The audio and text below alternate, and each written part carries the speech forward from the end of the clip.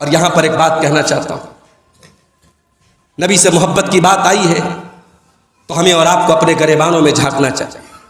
اور ہمارے وہ بھائی جو آج کی رات بدعات سے اپنے آپ کو دور کرتے ہیں کہ صاحب حلوہ نہیں کھائیں گے، میں اہل حدیث ہے، ہم آج کی رات قبرستان نہیں جائیں گے، میں اہل حدیث ہے، میں ان سے بھی کہنا چاہتا ہوں معاف کرنا، جب آپ سماج میں کسی سے یہ بولتے ہیں میں اہل حدیث ہیں تو سماج آپ کو ایک اور نگاہ سے دیکھتا ہے، آپ کی ایک ایک ایکٹیویٹی پر نظر رکھتا ہے.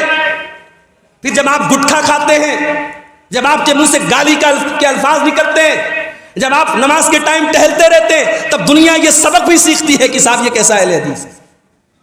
میرے بھائیوں، اس بڑی ادائی کی مسجد کی تاریخ ذرا اٹھا کے دیکھنا. مولانا حیات اللہ اور مولانا حبیب اللہ بنارسی، ان بزرگوں کی محنتوں کی تاریخ جا کے مولانا یونس صاحب کی کتاب میں پڑھ کے دیکھنا. ان بزرگوں کی محنتوں کا پھل آج ہم کھا رہے ہیں، ورنہ اس بنارس کی سرزمین پر حدیث کا نام لینا اور آمین زور سے بولنا اپرادھ تھا. اسی مدن پورہ کی الو کی مسجد میں ایک اہل حدیث نے زور سے آمین کہہ دی، اس کو مارا گیا، مقدمہ دائر ہوا، اور جسٹس تھے جسٹس محمود سر سید احمد خان کے صاحبزادے، انہوں نے تمام فریقین کا جو ہے کہ دلائل کا جائزہ لینے کے بعد فیصلہ دیا کہ نہیں صاحب، وہ جس نے آمین زور سے کہی ہے حدیث کی روشنی میں کہی ہے، اس کو آمین زور سے کہنے کا حق حاصل. یہ بنارس وہ سرزمین تھی میرے بھائی جہاں آمین زور سے کہنے پر مسجدوں سے نکال دیا جاتا تھا. آج اگر یہاں پر آپ بیٹھ کر کے قرآن و حدیث کی بات کر رہے ہیں، یہ آپ کے بزرگوں کی محنتوں کا نتیجہ ہے. اللہ کے واسطے اپنے مسلک کی جو شناخت ہے اس کو برباد نہ کرو میرے نوجوانوں.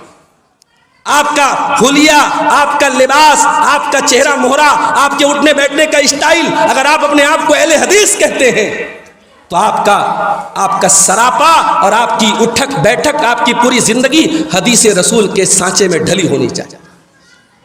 جب آپ کاروبار کریں تو دنیا کہے کہ ہاں اہل حدیث ایسے ہوتے ہیں، ایماندار ہوتے ہیں، سچے ہوتے ہیں، بات کے پکے ہوتے ہیں.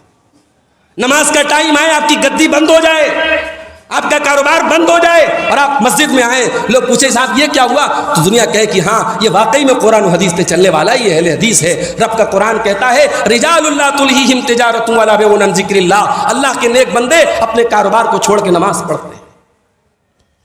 میرے بھائیوں، جب ہم اپنے آپ کو اہل حدیث کہتے ہیں، اس کندھے پر بہت بڑی ہم ذمہ داری اپنے کندھے پر لاتے ہیں، اس ذمہ داری کا احساس.